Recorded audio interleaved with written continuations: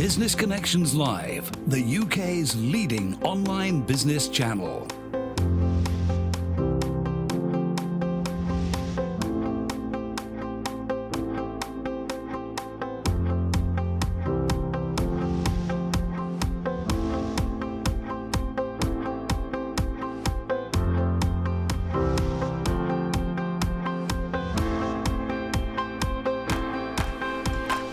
This is Business Connections Live with Steve Hyland. Hello there, welcome along. This is Business Connections Live, the program for entrepreneurs, SMEs and business owners. Now on today's show we're going to be discussing Brexit. Yes, it is indeed the B word today. And the big question is, where do we go to from here? I mean, depending on where your perception is, where here is. Joining me in the studio is Linda Bazant. She's a barrister, Brexit consultant, and joining us from Westminster, from a hotel near Westminster, is Gordon Calhoun, who is the co-founder of the Brexit Advisory Team. Let me just say a very good morning to the pair of you, or a very good afternoon to the pair of you. This is a very, very interesting time that we find ourselves in at the moment. And just talking to Linda here for a second. Linda, where do you think we are at the moment? Well, everything's up for grabs at the moment, Steve. That's half the problem. And of course, we're waiting for the Prime Minister to decide whether she's going to take her agreement back to Parliament to find out if she can actually get it through. She's waiting for the DUP to say that, yes, they'll put it through. Members of the ERG, she's hoping, will change their mind, and probably some people on the Labour side as well. So everything's up for grabs at the moment.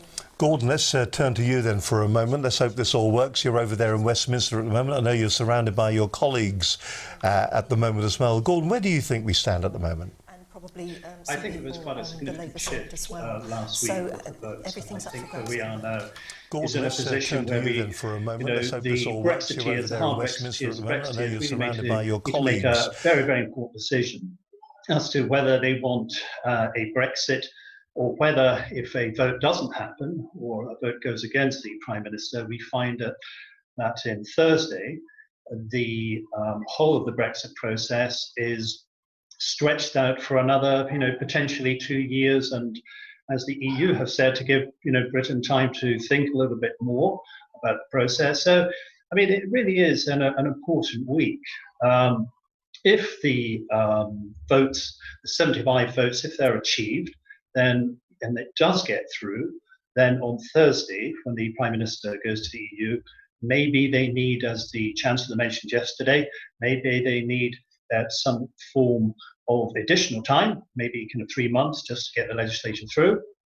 And in which case, that's not too much of a problem. But if there is still a major problem with voting her deal through, and she's having talks with the DUP this morning, there's a major problem with that, and the ERG are not on board, and it doesn't get through, then we're into a completely different scenario, and a number of potential scenarios where Brexit could be much softer than anybody expected. I know that you are a Brexiteer. I know you're a Brexiteer in your own right. Can you hear me? Yes, I can. Yes. Yes. Our listeners can't hear me at the moment. Just 1 second. There we are. I'm back again. The situation that we find ourselves in at the moment, do you feel then that what's actually going to be happening is that, and I know that you are a Brexiteer yourself, that the situation could be that we will end up never leaving? Because that's the big fear that a lot of people have now. And I know that you are somebody who wishes to remain, but it does seem that democracy is on the line on this one at the moment, isn't it?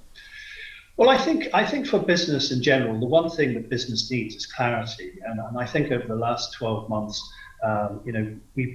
business in general, the people of the United Kingdom have wanted to see some form of clarity, and it's up to the politicians and Parliament to reach that clarity, and the EU to reach that clarity as soon as possible, so that we could get on, with our business. We're now right up to the remaining days, the remains of the day almost. And if this vote doesn't go with the Prime Minister, if it goes against the Prime Minister, then we're certainly in a position where it could be opened out, and potentially another 2 years. It doesn't have to be 2 years, it could be shorter than that, but potentially a softer Brexit and some other options. So this week, I think, is a very, very important week for Brexiteers, and it is also an important week for those Remainers and those who want a soft Brexit. So, I would say this is probably one of the most important weeks so far. Linda, let me ask you then. I mean, do you agree with what Gordon has said on that? Do you feel the same way? Or is the question really, is this time for that? Is there proof that they cannot negotiate an appropriate deal? That they're at the point now where they could well be in a position where they're not going to carry out the democratic vote from the original referendum. Is it time, do you feel, for this particular government to stand down? Or for this Prime Minister to resign? I think one of the problems that we have is what's the alternative? You're looking at Corbyn in the wings waiting to step in. Well, this is showing your political bias, I would imagine. No, let me clarify. But he doesn't appear to actually have a clear mandate for exactly what he is proposing. He keeps saying he's put forward proposals for Europe and that they could be put through, but we still don't really know exactly what they are. So we're between a rock and a hard place. We've got all of these parliamentarians, everyone's saying what they don't want, but not an awful lot of people saying what they do want, apart from the fact that they don't want a hard border in Ireland and they want to be able to negotiate their own the UK's own free trade agreements. And that looks like there's a possibility that that may not happen. Do you think, the pair of you, Gordon, maybe let me ask you the question, is this of our own making, do you think, to a certain extent, that we've put ourselves into a situation now with Northern Ireland? It was always going to be there. We always knew what was coming along. We had the Good Friday Agreement some years back. And really, all these problems are of our own making. I mean, I can understand the fears that the DUP have, the Norwich government have, about the potential to separate Northern Ireland from the UK. I don't think really the EU would be necessarily interested at all in using any backstop, because I think they're just as keen as ourselves to get through the process. In fact, if the backstop was used, it would leave us in probably an advantageous position to continue to service, sell our goods, within the EU without paying any money to them, and also be able to, potentially still deregulate our services and still sell our services. So I don't think it's in the EU's interest for any kind of backstop to be implemented. But if we have the Attorney General Geoffrey Cox made some very, very good points, and I think those points and those reassurances this morning hopefully may make a difference. And if they do make a difference, then it's possible that the rest of the RG and the other Conservatives have voiced opinions over the weekend, saying basically they would prefer to have a Prime Minister's Brexit deal than no Brexit at all. And I think that's what's beginning to dawn on people over the last week, is that this could be a fight for Brexit itself, and not just a fight for what kind of Brexit it's going to be, because I don't think no deal is an option. All right then, so no deal's an option. Do you, with what Gordon's just said there, do you think then, are we wrong, Linda, in considering and looking at the WTO deal as being a no deal? We're already a member of it. We're in a situation where we could come out, we'd have to follow the World Trade Organization rules, but yes, for something like 45% of our imports and exports, we do that already. Are we just being blind to the fact that there is an alternative to this? I think the problem that we have now, of course, is the fact that no deal was effectively taken off the table. So we are heading in the direction of a deal. I really agree with Gordon. I think that it is incumbent upon all of us now to go ahead with Theresa May's deal.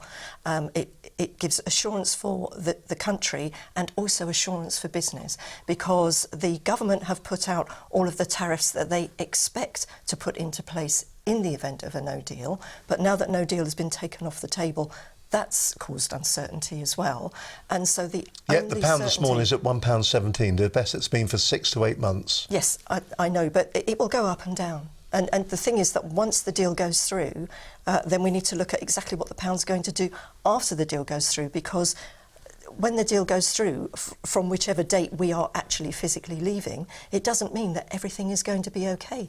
There are still lots of hurdles to overcome, even after that, for business, for the UK and for the EU. I suppose the thing to remember about this, that this is the first step on a long journey that we're talking about here. Yes. This isn't the deal. This is the beginning of the beginning, effectively, isn't it? So that if we put this through, then actually we're going to find ourselves in a situation where there are still 2 years of trade negotiations to take place, and things will change in that time. And of course, the European Parliament in its own right is also going to have different personalities involved in there as well, isn't it? Well, after the elections in July for Europe, there could well be other people that we will be dealing with later on. So we don't even know that with regard to personalities and so on. But the other thing that we have to bear in mind is that once the withdrawal agreement goes through, yes, we've got the trade agreements to look at, but we've also got to look at the way that the laws will change, because UK law will start to change from the EU law that we are governed by at the moment will become EU law. How easy will that transition be? How many businesses actually understand that that's going to be an issue? If there are dispute resolutions later on, have companies looked at their contracts and realised that they need to look at who is going to be judging that particular dispute? If there is a dispute resolution that needs to go through, is it UK law? Is it EU law? If it's EU law, do they need to actually go over to the EU to get that resolved for them? Should they go down the arbitration route? A lot of companies haven't even addressed that problem. Gordon, I could see that you were nodding your head while Linda was talking, and also you were agreeing with the change that's going to be happening at the top of the EU. Of course, if there is a change at the top of the EU, it doesn't mean it's going to be any better either, does it, when it comes to negotiations? Well, that's right. I mean, the 2 points, just quickly go back there to the what Linda said there. I completely agree with those. I mean, the first thing is, since 2016, we've said this is a phony war because we haven't seen the impact of Brexit at the moment, although we have seen areas of impact. For instance, residential, house prices, real estate prices and investment into the UK have shrunk. So there are indications. But we haven't seen the full impact of Brexit at the moment. So that's the first point. And the second point, I think, is what happens afterwards. I think there is a dimension where I believe that maybe people need to be a little bit better informed by government about the fact that we're not going back to what was previous to 2016. We're actually going forward to a completely different landscape. And that ties in with what Linda was saying there about the change in regulations, about the change in laws, and about the change in the way we do business generally. And there's a huge amount of work to do in the trade. We need to get to that point where we're negotiating our trade deals, where we have an end point so that we can get on with the business. And that's what business wants. It wants clarity and wants the politicians to get on with the job and move things through. It doesn't want to be stuck in the doldrums. We don't want another couple of years of things swinging back and forth with no guarantee at the end of that that we're going to get anything better. OK, listen, we're going to be talking about what you as a small business owner needs to be doing at the moment, if anybody knows, I suppose. The big problem, of course, is that perhaps as business owners, we should have been able to prepare for this 2 years ago. And the question I will be asking Linda and Gordon in just a moment, have we been let down by our political classes? We'll find out their opinion on that. And what can be dragged out of this? What can be resolved from the situation that we find ourselves in at the moment? It's interesting that both of them have said that here we are, we're going into the unknown. Well, that is the big problem, isn't it? Because sometimes when you venture into the unknown, it actually could be okay. Most of the time, though, it isn't. But in this particular instance, who knows? And this is it. We're heading into the unknown. Could it be right? Could it be good? Could we make the best of it? Or will it be as bad as the soothsayers, the doom spreaders are saying at the moment when it comes to the future for us outside of the EU? It's beginning to look like we'll be sitting on the periphery of it for a long time if we leave, I think, at all. More from our two guests in just a few moments' time on this edition of Business Connections Live. All right, then let's go back a week then, shall we, and look at last week's edition of the programme. We had Anthony Steers on the show. He is the telephone assassin. He was discussing telephone etiquette and the secret of snipers selling. Great show, terrific response. We posted the key takeaways on LinkedIn over the last 7 days, and thousands of you have been looking at that particular piece. Some really good advice in a couple of moments. And if you want to find that, just go onto LinkedIn and find our post on there. Or better still, if you wish, you can go and watch the entire programme by going to businessconnectionslive.com, where you'll get a complete hour of fantastic advice on how to pick up the phone and make those cold calls. Just to remind you of what was said in last week's edition of the programme, here's Anthony Steers from last week's edition of Business Connections Live.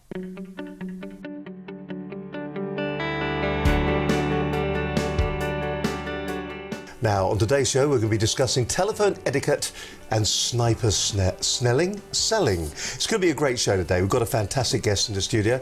My guest on today's show is Anthony Steers, the telephone assassin. I'm a keynote speaker and I do deliver training. Generally, people think it's either sales training or customer service training, but fundamentally, I teach people good manners and a bit of advanced common sense, so give them a bit of structure. Sales will always be a numbers game, but there are certain old-fashioned sales tactics and phrases that you hear of things like each no is one step closer to your next yes, which is a statement designed to make people slightly more thick-skinned so that they can deal with rejection. But it's not really good advice, I don't think, anymore. Half the time, what I try and encourage people to do is to have a bit of a plan before you pick up the phone, because if that gives you the confidence to know what you're going to say and the fact that you know you can demonstrate that you're very credible at what you do without sounding boastful, and you've got on offer what I would describe as a test drive, a way for you to demonstrate your value to them, it can't really go that wrong. Probably the thing that I really reiterate more than anything else is that manners are the greatest tool that you have when it comes to influencing people. Nicely done. And they cost nothing, and that's the funny bit about it. And once you give people an approach that feels not salesy, a way to prove that they're credible, and a way to create urgency, actually all of that fear goes away. One of the best tips, most common tips that people often try and phone me up and go, I can't believe that actually worked, is I talk about getting permission to speak at the beginning of every outbound phone call that you make.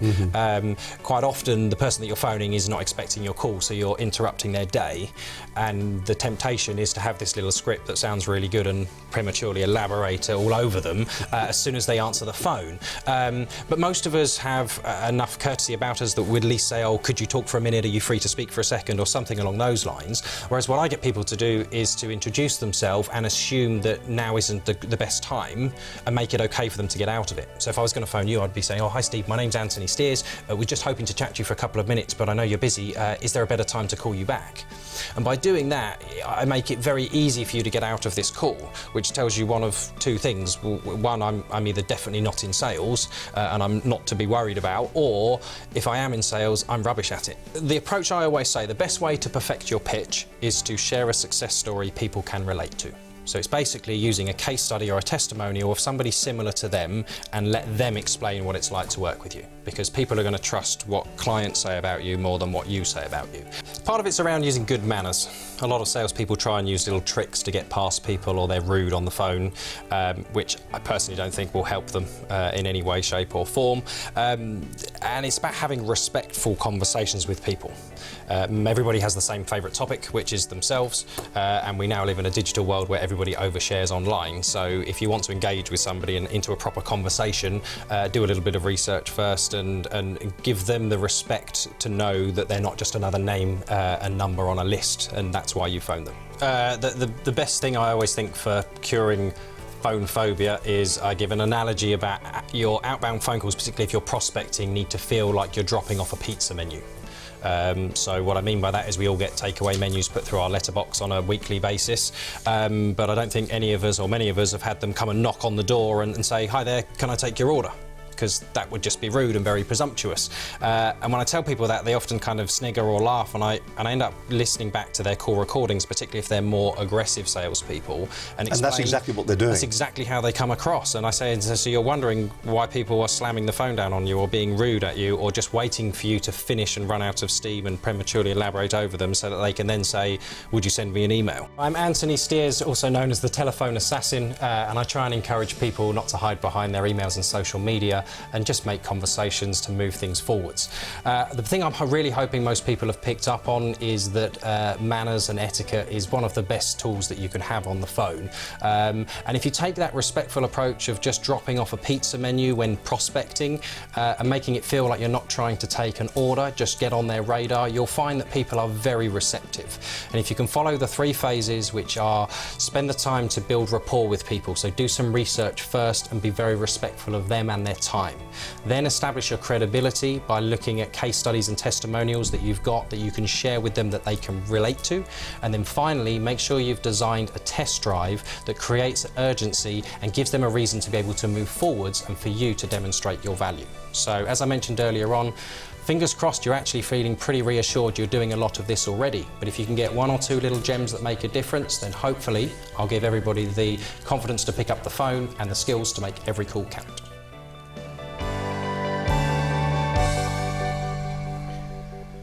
And Nice Sears there, the telephone assassin, a terrific show. If you're a little bit frightened, if you're a little bit worried about picking the phone up and finding yourself brand new clients, brand new customers, then Anthony will give you some excellent advice. Now, if you're thinking to yourself that you'd like to have a show just like that one, or like this one perhaps, a little bit of chaos here, but we're enjoying ourselves, then why don't you get in touch with us here at Business Connections Live? It's dead easy to do that. All you got to do is pick up, or drop us an email. That's the best way of doing it. Drop us an email to studio@businessconnectionslive.com, or if you wish, you can always pick the phone up and give us a ring on 01784 256 777. Go on, I dare you to do that. Just pick the phone up. We will talk to you regardless. 01784 256 777. You can always follow our stream of consciousness at BCL Business TV on Twitter. You can watch the programme and leave comments as well on Facebook. And don't forget to, if you really do want to see all, well, there's over 250 programmes, over 350 hours of great business advice, and go to our website at businessconnectionslive.com.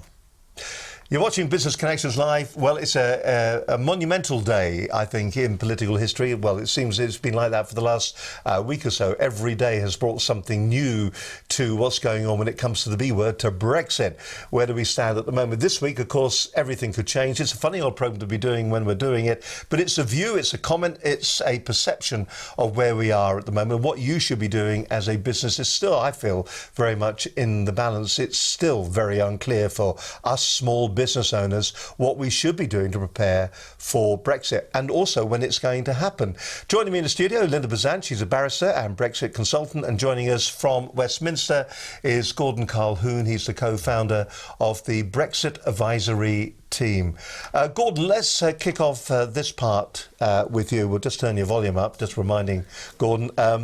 So we kind of touched on it a moment or so ago. Another referendum. Do you think that's in the offing? A lot of people seem to be mumbling on about this, and it just doesn't seem to go away. Is another referendum out there, do you think? I don't think it is, and I don't think it would be fair to have another referendum. I believe that people voted in a referendum. We know the result of that referendum, and then it's the duty of government to carry out, and Parliament, to carry out the wishes of the people, and achieve some form of Brexit. I think the difficulty has been what form of Brexit, do we actually want? But I don't think another referendum should be an option.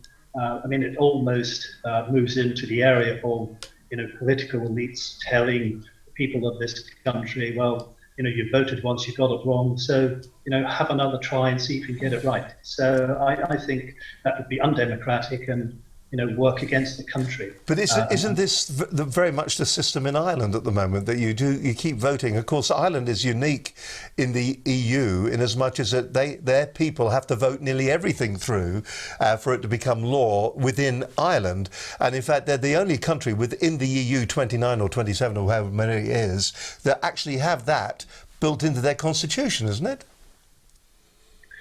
Well, again, I'm sure there are different forms of democracy, obviously, around the world, and I can only kind of focus on our own democracy and what it meant when the referendum was held and the outcome of the referendum. I think the Prime Minister wants to achieve her aim in delivering Brexit, and I think that the deal that she has is probably the best on the table. Is that because we negotiated badly, do you think?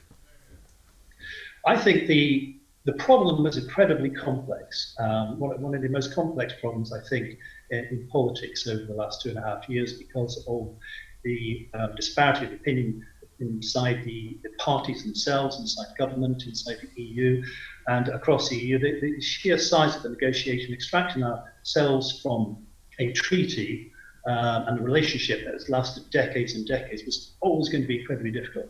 It's still going to be fairly tough during the trade negotiations as well.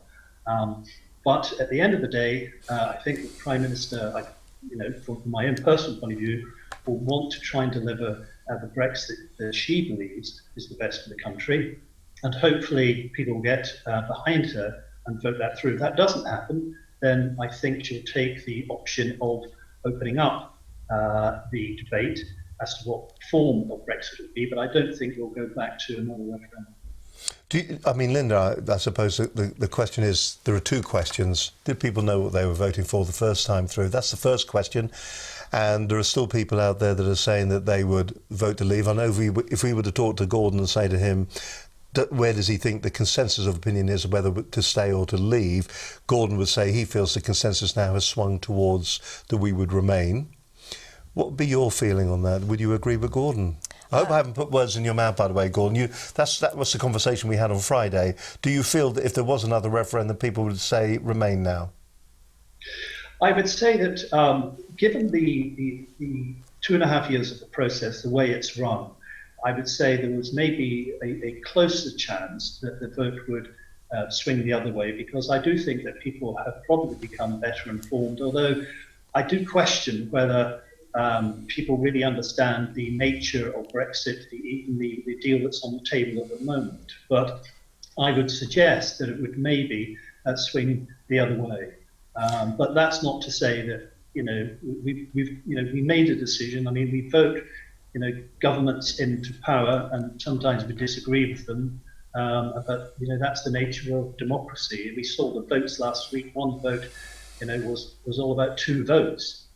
Whether to take no deal off the table or not. I mean, but in the end of the day, this is a democracy, and we abide by a democracy. So, although people's opinions may change, I mean, the fundamental is we'd have to run another referendum, to get the bottom line on it. We'll never know, will we? Because I don't think anyone's going to do that. Do you think people will run another referendum, Linda? I don't think that we'll run another referendum, and even if we did, there is every chance that we would still leave. And the reason that I say that is that, yes, we're better informed now, but I think an awful lot of people are so angry with the attitude of the EU. Not that our politicians have been any better, but I think an awful lot of them feel like we're being told off and being told what to do and being treated like naughty children. So there may well be some people that voted Remain last time that would vote Leave this time. And then, of course, the other question is, what is the question? If you had another referendum, what would the question actually be? What do you ask? Stay or leave? It's not that simple. But it is that simple, surely, no? You disagree with that? Yeah. I suppose the other worry that people are going to have, and particularly businesses are going to have, if Theresa May does bring her, and I know she's in the room with you, so you can ask her, but if she does bring her particular vote to the chamber and it is approved and it goes through, and then we start ourselves the negotiation. So far, our track record of negotiations has been pitifully poor. We just do not seem to be able to negotiate ourselves out of a wet paper bag. So are we using the wrong people for the negotiations, and have we been doing that from the very beginning? Gordon?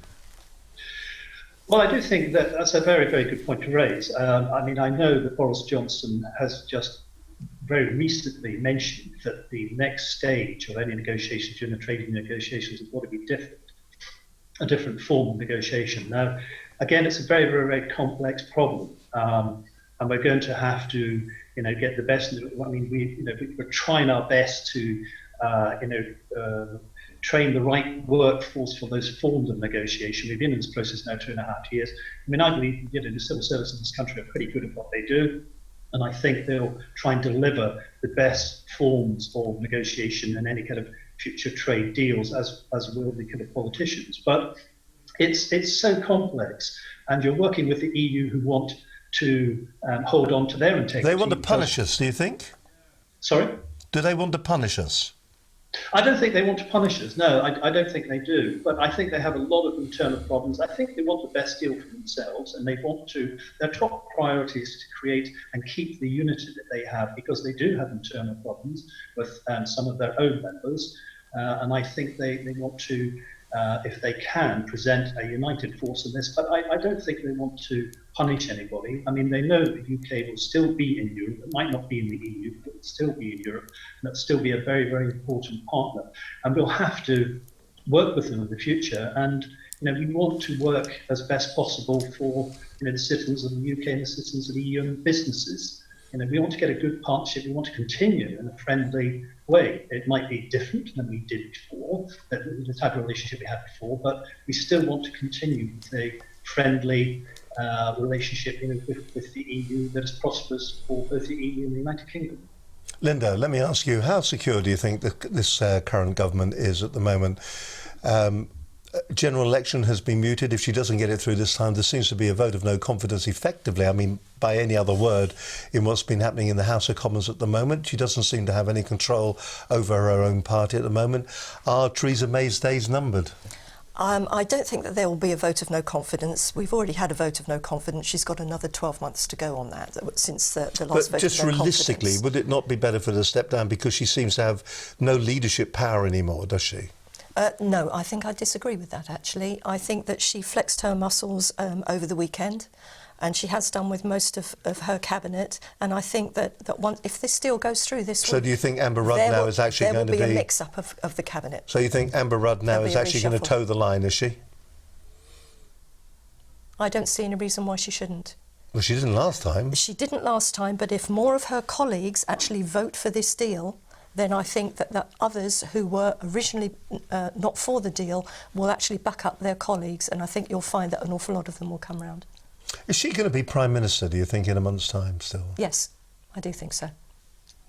Do you want to ask her, Gordon, if she's still going to be Prime Minister in a month's time? She's in the room with you, listening to every word you say. I think it is really important that the Prime Minister is still on the job, going through this process. I think the last thing we need now is a change. I think it's been incredibly demanding on herself. For her to get us this far, I think it's a credit to her and the team around her. It is a very difficult challenge. And, I hope that she remains in office and continues to take this forward and get us into the trade negotiation.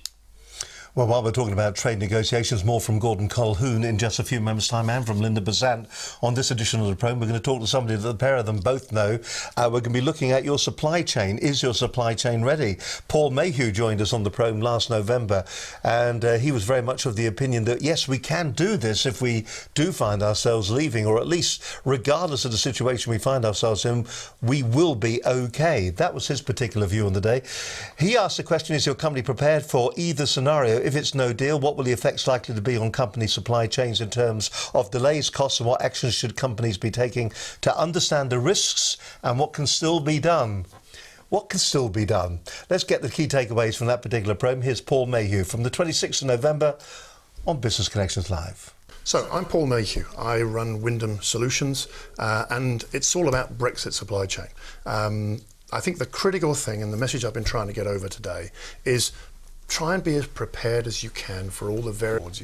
We don't yet know if it's going to be a no deal, if it's going to be hard, soft, whatever it may turn out to be. There are things your organisation should and could be doing to prepare yourselves, understand your own company's position, what your exposures are and what your opportunities are. Don't forget, Brexit is also an opportunity.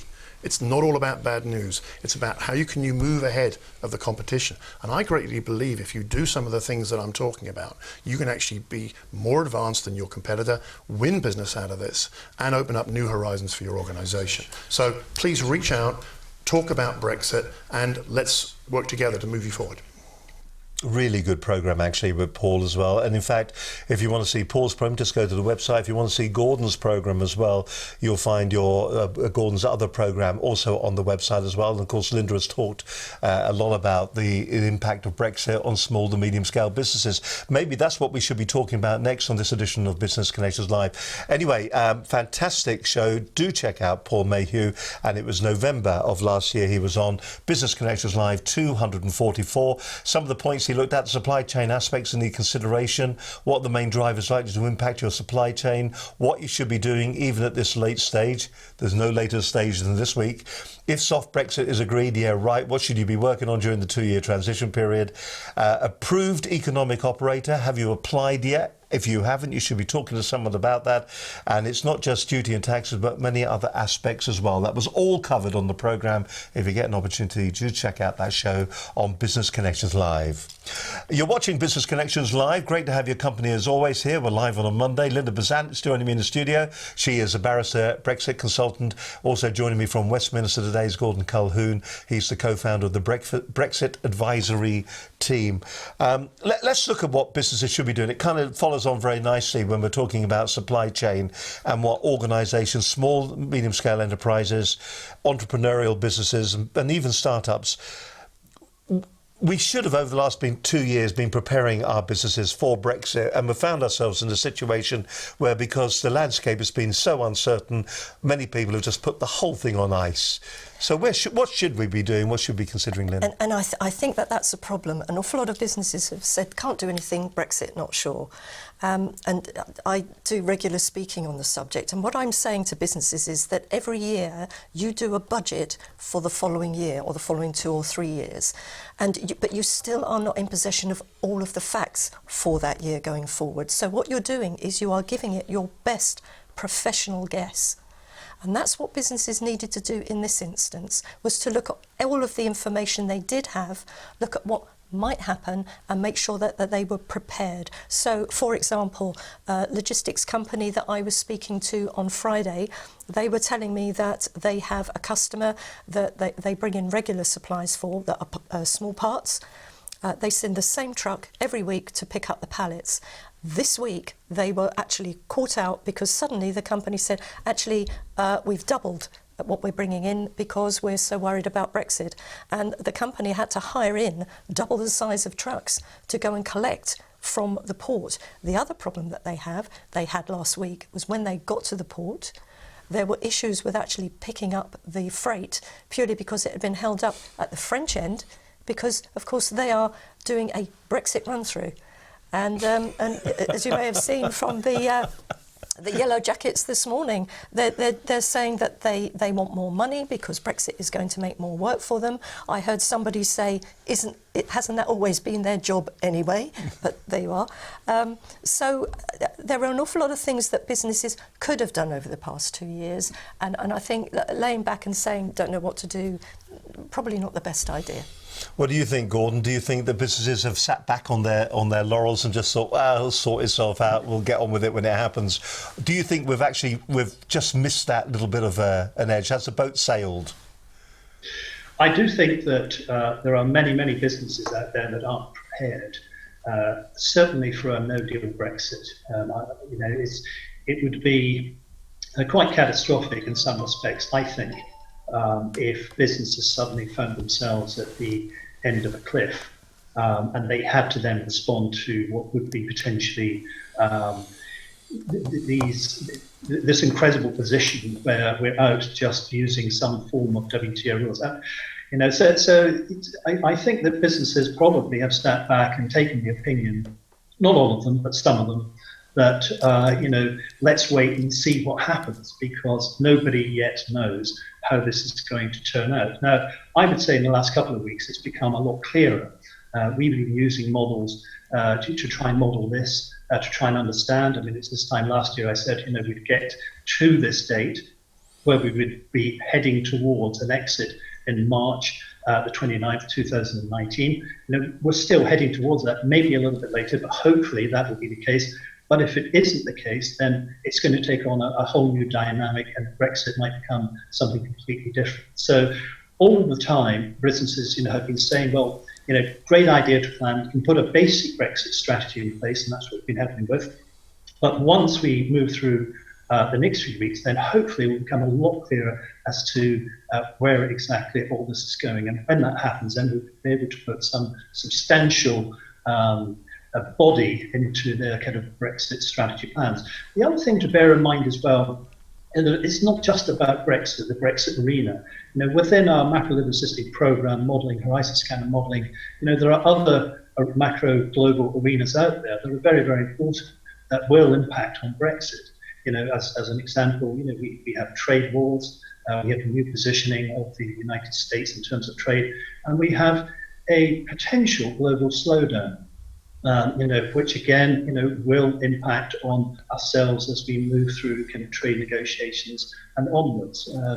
We have incredible debt, $250 trillion worth of debt, a huge accumulation of debt in the last 15 years, and that is spread around governments and non-financial corporates. But there are some interesting figures coming out, though, Gordon, aren't there? They are saying that regardless of what's going to happen, as far as the growth of this country, it's going to be slower, but it's going to be better than most of the European counterparts. And if we look at what's I suppose, everything is not green and rosy, is it? When we look at Europe at the moment, we've got the yellow jackets at the moment causing all sorts of mayhem, as Linda was alluding to earlier on.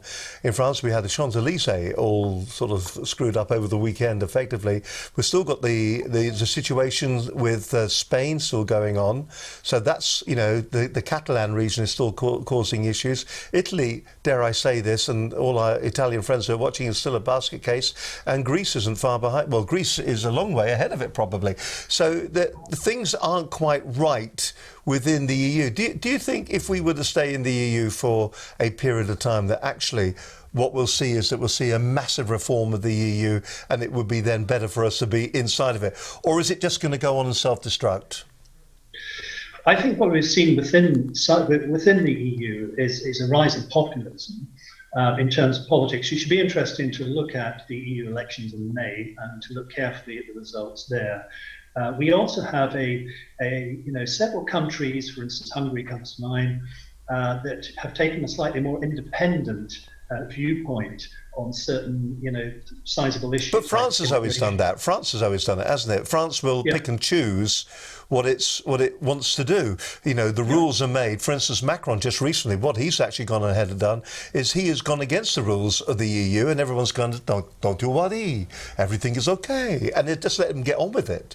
So I mean, it does seem that some people will pick and choose what they will obey and what they'll listen to, but we as the British, because of our good manners, we roll over and play dead and say rub our tummies. Well, there are some suggestions that the EU has been under enormous pressure for quite a bit of time, both from Russia and both from now in the last kind of couple of years, maybe from Trump itself and America First policy. So, there are enormous pressures, trade pressures as well as other pressures. But at the end of the day, we've got to remember that we will remain part of Europe, and we would want the EU in their own way to be successful, because we still want to have a good trade deal and relationship with them. We may not be in it, but we still want to have partners we can trade with, and we want to have solid democracies in Europe who will, continue to back our defence and security policies through NATO, for instance. Yes, we are having discussions, we're having negotiations. It's difficult. I don't think the EU want to push us out. I don't think they want to do anything particularly bad to us. They're just negotiating for their own sake, and I think we are negotiating for our own sake. But hopefully, as we carry on through the trade negotiations, we'll reach a point where both parties can benefit and businesses can get on with what they do best, which is to do business both in the EU and globally. It's interesting, actually, that the EU, Linda, of course, is expanding its budget at the moment as well. It's growing its budget, so their budgetary forecast, where are they going to get the money from, I wonder? Well, that's the next question, isn't it? So, I mean, what's it? The amount of money that we'll Obviously, if we stay in for the next 2 years, I mean, the consequences of that are going to be that we're going to be involved now with the European elections as well, aren't we? Yes. We're going to be donating, it makes it sound like a charity, doesn't it? We're going to be putting into the budgetary coffers for the EU as well over that period. It's in their interest for this to all go horribly wrong for the EU, isn't it? Oh yes, but we've always known that. They have quite often, especially since Christmas, kept saying, well, you know, we can reverse Article 50, we can just bring you back into the fold, it's not a problem, we're quite happy to do that. But we've kept saying, well, no, the people have voted Brexit and that's exactly what we're going to do. But that's the point, isn't it? And I suppose this is to both of you. That is the point. The people voted for Brexit. And what's actually happening is that neither side, no side, the EU, the Conservative Party, the Labour Party, the Independents, none of them actually want to deliver the results of that referendum. No, the problem that we have is that the Parliament is made up with an awful lot of Remainer MPs, and even though their constituents may have voted to leave, they still, in their heart, want to remain. And so what they're trying to do is to negotiate the best possible deal to still have some kind of an alliance with the EU. They don't want to just completely leave. Surely, and I'll ask you this, Gordon, surely the alliance with the EU isn't about the politics of all of this. It is just purely about the trade. That's the only thing that matters. The amount of money that we put into their budget, that's very important to them because of all the different things that actually goes out and it funds. But it's just about the trade. It is just about trade. And really, fifth largest economy, are they really going to close their doors to the fifth largest economy? German car industry on the brink, Spain on the brink, the French farmers on the brink. Really, can they just turn their backs and go, well, you know, we're going to make it as difficult as we possibly can? I don't think they would want to do that. I don't believe that would be their aim. I think their aim would be to have a successful trade relationship with us, as long as it doesn't endanger, you know, their top priority, which is unity of the EU and the EU project. I laugh because of what's going on at the moment. It's that very thing, isn't it? It is the unity of the EU project. Isn't that something that is currently in question? I think it has always been under attack. I mean, you know, certainly Eurosceptics in the UK have always pointed out the kind of political aspect of being controlled either through European Court of Justice or other mechanisms. You know, that this is something that they don't want to be involved with. You know, they reject it, but they have softened, I've noted over the last week, and realised that they may not get exactly what they want, but, you know, they may get something of what they want, and eventually they may leave the EU and leave all those restraints. The alternative is a much softer Brexit, where we become a Norway-type entity, or maybe something even softer than that. So there are some very hard decisions to be made politically. But it's not Brexit, it's just Brexit by some other... It's remaining by another name, isn't it? Well, yes, I mean, it's you know, and that's the trouble, isn't it? That is the issue. Listen, more from Gordon in just a moment, more from Linda in just a moment. Can we just thank everybody who is downloading the programme on iTunes at the moment? Thank you very much for doing that. We really do appreciate it. Incidentally, we've now actually launched a media kit that you can get if you'd like to come on the programme and be a guest on the show.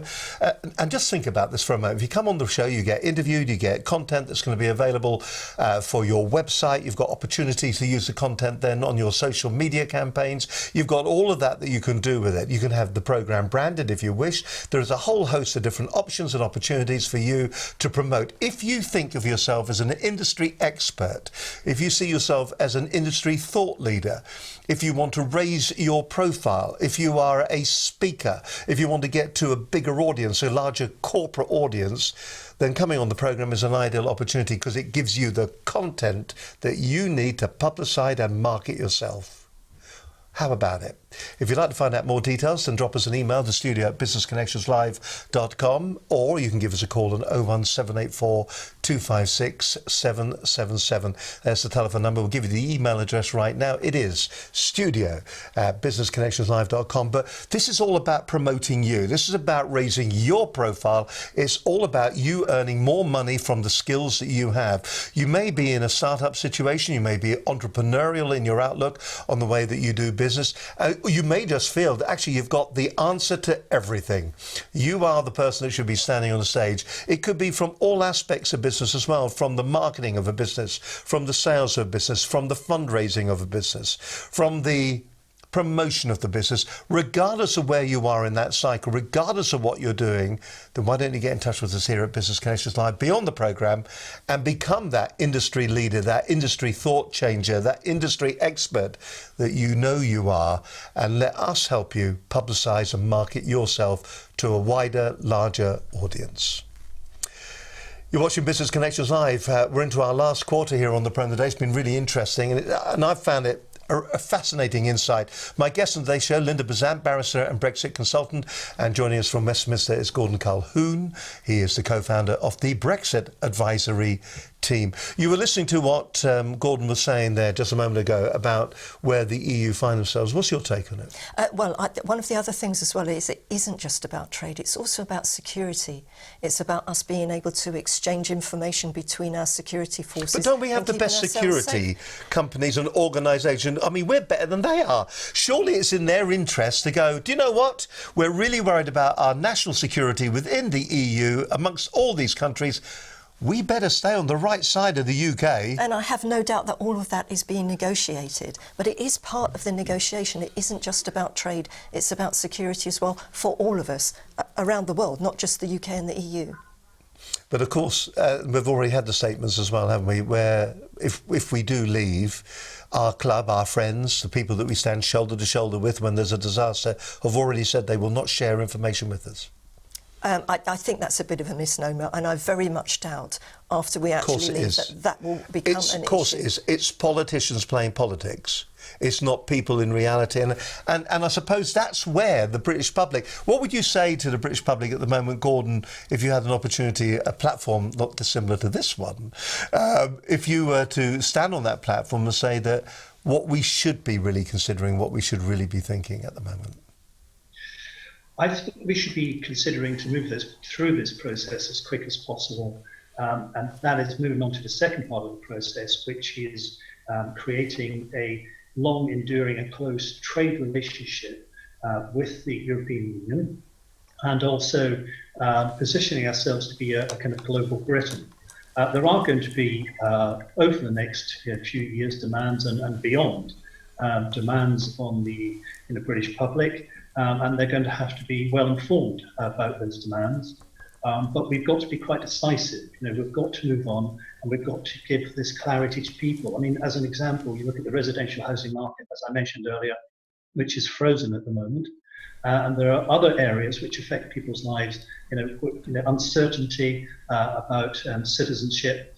All those things have to move on to give people a little bit of peace of mind. We can't keep holding people in these doldrums. So I would say we've got to move on, we've got to get involved. It might not be a perfect deal. Whatever deal we end up with, it might not be perfect, but we've got to get through it to the other end and keep moving. Linda, do you want to add anything to that? And of course, going forward later on, once we've actually got the deal, there's no reason why over the next few years we can't come back and revisit, perhaps. There might, especially with the way that the world moves on and things within the world move on, and we may need to talk about other issues. Look at everything that's just happened in New Zealand, in Holland this morning. We all need to be able to talk to each other and stay together to be able to protect ourselves, keep ourselves secure, and continue with the democracy that we are all used to and wish to maintain. I'm going to ask the pair of you to give a brief synopsis of the show, the key takeaways from this. But before we get as far as that, very briefly, Linda, what do you think businesses should be doing right now? Is there anything they can do, or is it just very much a case that they go back and they tread water? No, there's no reason why they can't take a good look at their business, and it may well be that once they step back and look at the business, that not only for Brexit but for other reasons as well, they can look at the way that their business is functioning, who they're dealing with, and one of the big issues that I see with businesses is third parties that they deal with. They are so insular in looking at inside at their business, they're not looking at what people that supply them are actually doing, and they need to make sure that they are on board and that they've done their Brexit impact assessment and that whatever they are doing is not going to affect their business. All right, Gordon, what about you? What would be your advice to businesses just at the moment before we do the key takeaways from today's show? What would it be? Well, my advice to just quickly going back to that point that Linda mentioned there, I think defence and security is very, very important, and it's fundamental to all business that people can live in a safe and democratic country, and all the values that we've grown and had for decades. So that's very, very important. As far as business is concerned, they've got to continue to look at their Brexit strategy and review it, keep people in touch with what's going on, and hopefully clarity will begin to form in the next few weeks ahead, in the next few months ahead, and then they can begin to grow their Brexit strategy, talking to their suppliers, researching for their suppliers, researching for their customers, and trying to understand how the UK will change. Because as I said, the important thing is it isn't going back to what it was, it's going to be a different UK once we move through. And as part of moving through this process, it's going to be a different country. So we've got to understand how people are going to think, what psychology is, and for businesses, their customers, suppliers, and also their employees, which is very important to know. Just a question from the point of view of being a broadcaster. Do you think the linguistics that we've used, Linda, do you think the linguistics that we've used in the way we've described Brexit has actually played against ourselves? We seem to have talked ourselves into a corner. Is it the way that we talk about it, the way it's presented, the way that the media present the situation we find ourselves in? It isn't just the way that the media present it. I think that some of the politicians outside of the Westminster bubble, if you will, have actually been quite negative in the way that this is being dealt with. So Boris, for example, Nigel Farage, all of these sorts of people. So you have our Prime Minister trying desperately hard to arrange a deal, and it isn't just the media, but she's got people within Parliament who are causing problems on the periphery. But we've all been, haven't we, in situations where we negotiate, and there have been times where we've all turned around and we've gone, do you know what? This isn't a deal. This is a no deal. We're walking out the door. We've negotiated costs, we've negotiated price, and it's probably the most powerful thing that anybody can do is to walk away from something that isn't right, and that has been removed from us, hasn't it? I believe that the way that Theresa May has approached it is that she's trying to do what is in the best interests of everybody in the UK. It's not just a political thing. She's looking at how it's going to affect everyone and not just business. Gordon, what's your thoughts about the linguistics that we use? Have we talked the whole thing down? Could we have done a better job of being more positive about it, do you think? Well, I think it's, as I said, it's a very, very complex problem. I think we've got to remain positive because we've got to drive this through, and businesses want to be positive about whatever it's going to be, but we need clarity. I think industry has been asking for clarity now for a considerable amount of time. I think politicians and Parliament need to get on with it and give us something to work with so that we can move on, and engage with our customers and other stakeholders. So clarity is very, very important. All right, listen, it's been a fantastic show. Thank you very much indeed. We always ask all our guests who are on the program to give their key takeaways. It's a toss of a coin now. Who wants to go first? Will you go first, Linda? Linda will go first. The key takeaway, straight down camera number 4, if you don't mind. Say who you are and where you're from on today's programme, what we should all be thinking when it comes to this vexing topic. Linda, the airways are all yours. I'm Linda Bazant. I'm a barrister and Brexit consultant, and I'm currently advising businesses how to prepare for Brexit in the best way that they possibly can. I do a lot of speaking events as well. But generally speaking, you need to approach it in the same way that you approach your budgets every year.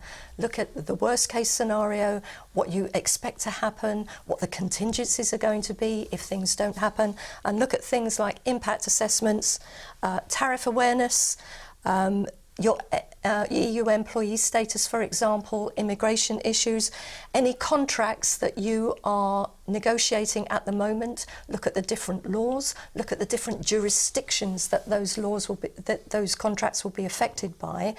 With regard to dispute resolution, make sure that you build in arbitration, because that you will probably find easier than actually going to the various courts in these circumstances. Also, being regarded as a third country for your data protection. If we're regarded as a third country, data coming from the EU into the UK is not going to be as smooth as it is at the moment, and you need to renegotiate additional contract clauses within your contracts that you're dealing with for the EU. So just look at everything, all of the ways that you're dealing with business at the moment, and as I said before, look at the way third parties to you are dealing with Brexit, because that will have an effect on your business too. Gordon, it's down to you now. What she said, I would imagine. Gordon Colquhoun, the co-founder of the Brexit advisory team, completely agreed with Linda there, back up and everything, every single point there. From my perspective, research intelligence perspective, I would say, get your Brexit strategy. If you haven't already created one, create a framework. And I've been saying that for a long time. And also, that framework can be gradually thought up. Talk to your employees, talk to suppliers, talk to your customers, keep that debate open with them, keep that conversation open with them. And then when we have a little bit more clarity, you then have to create some kind of scenario planning so that you can actually develop and understand where your business is within the new kind of Brexit universe as we kind of move forward. And as well as that, it might be useful for businesses to have some understanding of macro global and understanding the other effects of other macro global arenas and issues which will impact on Brexit and potentially impact on their business, especially if they're an international business. Listen, to the pair of you, Gordon and Linda, thank you very much indeed for joining us on today's program. It's been a real insight. And of course, here we are, we're in a week where we don't really know what's going to happen. Perhaps this is a strange programme to do, where so many things are up in the air at the moment. We could probably do exactly the same programme again next week and have completely different, and the week after and the week after that. It could go on for a number of weeks, perhaps even years, and every week it will be something different. Everybody is saying that we're on the edge of an abyss, and that was last week. This week we're on the same abyss and maybe a different abyss, and we're about to fall into that one as well. It is a troubling time, but if you are a business, we've still got to get on, we've still got to go out there, and we've still got to make the money, regardless of the situation that we find ourselves in. Listen, from myself, thank you for being so generous in your comments, and also in your advice as well that you've given the companies and the businesses today, and the viewers who are watching the programme. Coming up, future programmes here at Business Connections Live, Michael Brook, Professional Excellence Sales Training. We're going to be talking about how you should put together a training course for your organisation and how that could be turned into passive income. It's a really great show, that particular one, so do watch out for that coming along shortly with Michael Brook. Angus Grady, the LinkedIn Unlocker. If you're not using LinkedIn at the moment to raise your profile, if you're not using LinkedIn at the moment to get out there and to maybe get new prospects, then maybe perhaps you should be. Relton Heron's going to be back on the program as well. We're going to be talking about SEO for your website, how to drive more organic traffic to your website to make more sales. Deborah Hume, she's a neuroscientist from Minerva. I feel like I've been saying her name for months now, but she will be on the show very shortly from Minerva Engagement. She's a neuroscientist. She's also a top-notch HR executive as well. So just some of the programs that we've got lined up for you in the near future. Listen, thank you very much indeed for watching today's show. Thank you very much for putting up with some of the technicalities that we have, but it was a great show nevertheless with some terrific information. Once again, to Gordon Colquhoun and Linda Bazan, thank you very much indeed for joining us. Till we do it all again next week. Bye for now. Bye-bye.